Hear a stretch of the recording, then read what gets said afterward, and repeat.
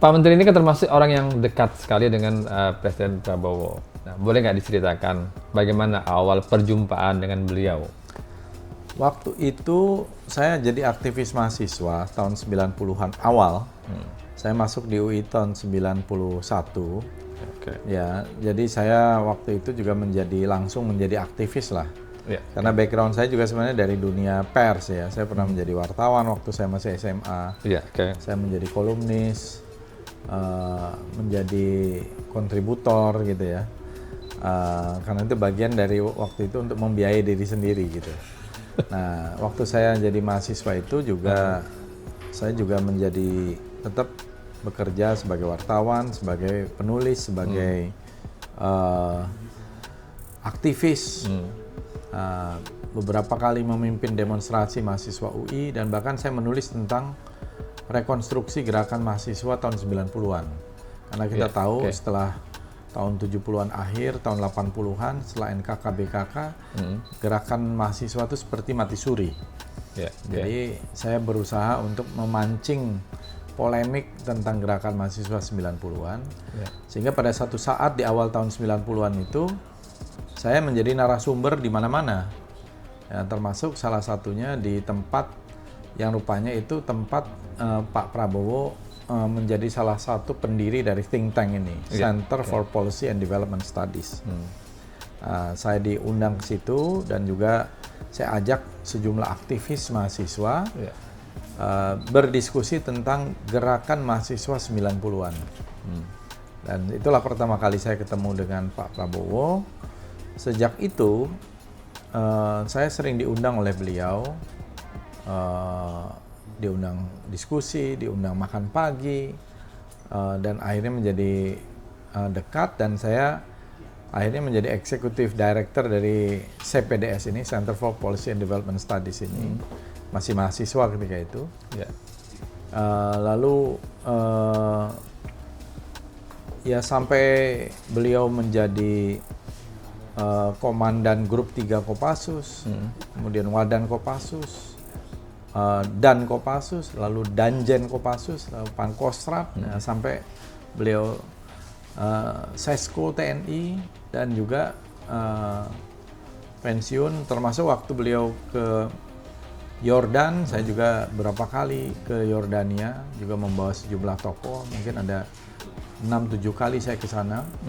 Waktu beliau juga pernah tinggal di Malaysia, juga saya hampir setiap bulan datang bertemu dengan beliau. Jadi saya cukup dekat, dan saya melihat Pak Prabowo ini adalah orang yang punya gagasan besar, punya nasionalisme yang sangat tinggi, dan menghargai orang muda ya, walaupun saya waktu itu ya masih sangat muda lah, belia gitu, dalam arti ya masih mahasiswa dan sebagainya.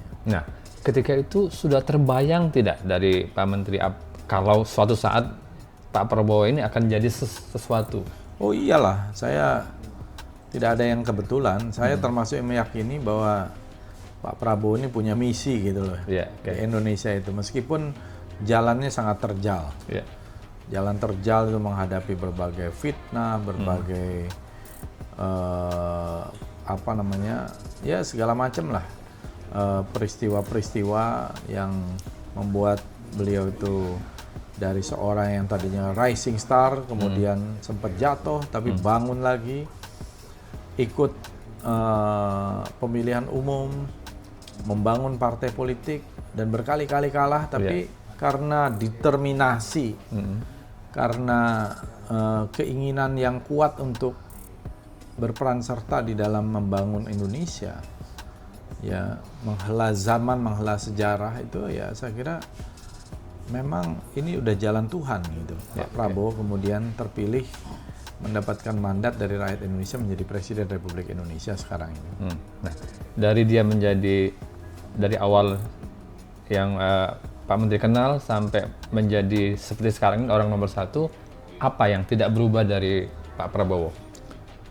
Yang tidak berubah itu adalah cita-citanya untuk memajukan bangsa, cita-citanya untuk menjadikan Indonesia ini kuat, menjadi macan Asia, negara yang maju dengan kesejahteraan yang meningkat, yang bisa mencapai pertumbuhannya itu 8%, di mana anak-anak bisa makan dengan makanan yang bergizi, bisa sekolah di sekolah-sekolah yang baik, orang-orang bisa mendapatkan layanan rumah sakit yang baik, gitu ya. Jadi cita-cita beliau dari dulu sebenarnya itu. Dan ini sejalan sebenarnya dengan para founding fathers, terutama Bung Hatta. Bung Hatta mengatakan bahwa kita ini merdeka, cita-cita kemerdekaan itu sebenarnya ingin mencapai kebahagiaan rakyat. Apa itu kebahagiaan rakyat? Kebahagiaan rakyat itu antara lain adalah bagaimana rakyat cukup pangan, cukup papan, cukup sandang. Kalau sakit bisa ke rumah sakit, kalau sudah tua ada jaminan hari tua. Jadi hidup di Indonesia ini tidak tersia-sia. Dan inilah yang saya kira sedang diupayakan, dijalankan oleh Pak Prabowo juga. Beliau selalu mengatakan bagaimana supaya orang kecil ini bisa tersenyum. Ya, itu juga salah satu filosofi bagaimana ukuran dari kemajuan sebuah bangsa itu adalah karena ada kebahagiaan rakyatnya. Nah, ketika mengawali tugas sebagai menteri dan beberapa wamen yang ada di sini kan ada yang baru kalau kita bandingkan dengan sebelumnya. Pertama dikumpulkan di Hambalang, yang kedua di Magelang. Nah, dari dua momen ini apa yang bisa dipetik? Pertama, kalau kita lihat Pak Prabowo ini ingin menyamakan persepsi, frekuensi informasi dari para anggota kabinetnya agar mempunyai pemahaman informasi yang kira-kira sama, misalnya tentang geopolitik, geostrategik, geoekonomi, dan lain-lain. Terutama juga sama dengan apa yang menjadi pandangan beliau dan cita-cita beliau. Jadi ada bounding gitu ya, ada kerjasama, pemahaman yang sama bahwa kita ini menuju dari satu tempat ke tempat yang lain, dipimpin oleh seorang nakoda yang bernama Presiden Prabowo. Ya seperti berlayar ke sebuah pulau, itu ya harus sama-sama. Nakodanya Pak Prabowo. Ini yang berada di dalam kapal itu ya harus sama-sama.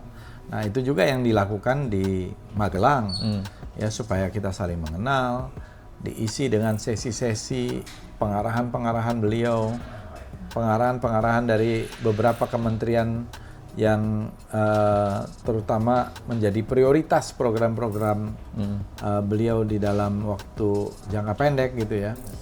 Jadi itu bagian dari upaya supaya anggota kabinet itu solid. Ya, jadi semacam di riset juga. Dan juga menurut saya membangun dari satu dasar nasionalisme yang kuat. Bahwa kita ini bekerja untuk kepentingan bangsa yang lebih besar. Bukan kepentingan diri sendiri, bukan kepentingan golongan. Nah, setelah pulang dari Magelang itu apakah sudah terbentuk as a team-nya itu? Menurut saya terbentuk. Ya. Ya tentu saja tidak ada yang sempurna. Berproses berproses. Tapi menurut saya dari yang tadinya tidak mengenal menjadi saling kenal. Dari yang saling kenal, saling tahu pikiran masing-masing. Jadi saya kira silaturahmi dan juga ikatan-ikatan ketika kita ikut senam pagi bareng-bareng, baris berbaris, kemudian ada beberapa aktivitas-aktivitas fisik, ada aktivitas-aktivitas intelektual. Itu menurut saya membangun satu kesatuan di dalam sebuah tim gitu. Team building. Terasa itu ya? Terasa. Dan menurut saya itu tradisi yang bagus yang dibuat oleh Pak Prabowo yang mungkin kadang-kadang overlook gitu ya, tidak dilihat atau tidak dilakukan oleh sebelum-sebelumnya. Oke, sedikit nih, walaupun sudah pernah ditanyakan oleh beberapa media yang lain, apa nih tipsnya bisa slim seperti sekarang ini? Ya sebenarnya itu kalau saya bilang nih ketok magic gitu ya. Ketok magic. Maksudnya itu begini, bahwa ada pasti intervensi, tapi bagaimana supaya kita tuh bisa intake untuk masuk itu dibatasi. Jadi intinya adalah kita bisa makan lebih sedikit, Iya. ya meskipun banyak. Kemudian makan yang terutama yang berprotein ketimbang yang karbohidrat. Lalu yang ketiga ya exercise, olahraga gitu. Oke. Nah, di sekarang ini apakah sudah ideal? Apakah masih ada upaya? Sekarang sudah BMI saya sudah ideal.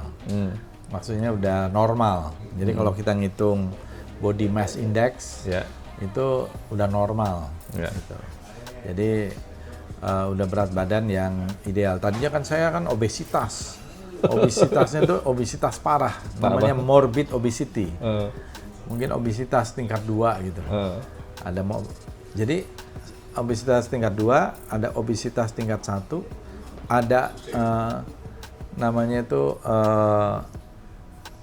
apa namanya sebelum obesitas itu apa gitu ya? Overweight. Ya, oke. Nah, baru normal. Jadi begitulah. Jadi buat pembaca dan penonton Voice jangan sedih, kalau kemauannya kuat pasti bisa ya Pak Menteri. Ya kadang-kadang harus juga menggunakan intervensi, ya itu biasa lah. Kalau Pak Menteri siapa yang mengintervensi? Ada dokter juga. Oh, dokter, oke. Jadi selain ada eksternal juga dari internal kan? Pasti. Oke. Ya, pertama adalah keinginan dan keberanian untuk ya kemauan ya, karena saya mau ya berusaha untuk hidup sehat. Salah satunya adalah menormalkan body mass index itu. Dan terasa ya bedanya? Terasa, artinya lebih enteng. Saya kan kehilangan 40 kg, jadi bayangin itu 2 koper. Dalam waktu berapa lama itu? Ya sekarang udah 2 tahun ya. 2 tahun ya, oke. Jadi tidak drastis ya? Ya pasti penurunannya lebih normal. Baik Pak Menteri, semoga bermanfaat dan menginspirasi ini buat pembaca dan penonton Voice of Indonesia. Terima kasih untuk Voice of Indonesia yang selalu mendukung kegiatan-kegiatan juga berita-berita, informasi-informasi tentang budaya. Siap, terima kasih Pak Menteri.